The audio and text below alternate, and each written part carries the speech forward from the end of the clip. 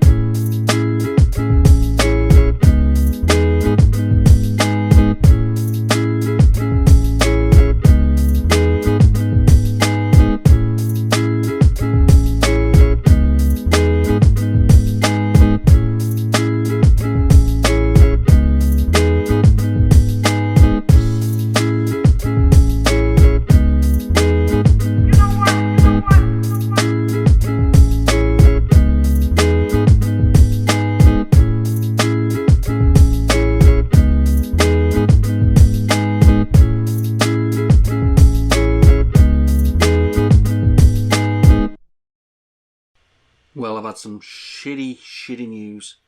As you've seen now, we dropped the vehicle off. That was last Tuesday. It's been a week later, and my friend has managed to get a good look at the engine, and he's found that the oil has not only got into the coolant system, it's now managed to find its way up into the heater matrix as well. So the pipes are buggered. The coolant pipes have corroded because obviously oil and rubber don't mix very well. And essentially what we're doing now is we're on the hunt for what could be commonly known as a running shitbox. So I'm now searching the internet to find any running VW-T4s 2.4 Ls on the market at the moment, so that I can make them an offer, go down, buy it, and basically use it as a donor vehicle. Take everything out of it, stick it in, because the radiator is buggered, the pipes are buggered, the engine's obviously something's not right with it, the coolant system's buggered, everything's wrecked, which is understandably devastating news. We're so close to getting it finished.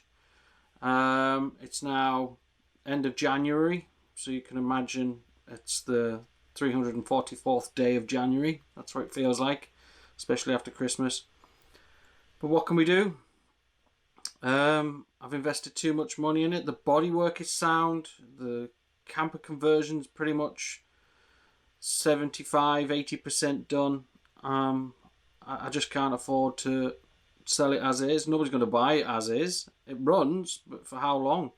There's actually no water in the coolant, even though I filled it up last week. And oil is everywhere, and there's hardly any oil in the engine, so it's... Why? Why me? So, I don't know where we go from here, other than I'm going to have to go try and get a loan or borrow some money. Because I need the vehicle to get to work. My wife needs her car back. But yeah, I'm just a bit pissed off, to be honest. So, it'll be weekly updates on where we are with that. So, yeah, is it getting interesting? Oh! So, stay tuned, like and subscribe. Like what? Follow me for the next part of what we try and do next, I think. Sorry, this isn't more exciting, but I am absolutely gutted. See you next time, people. Bye.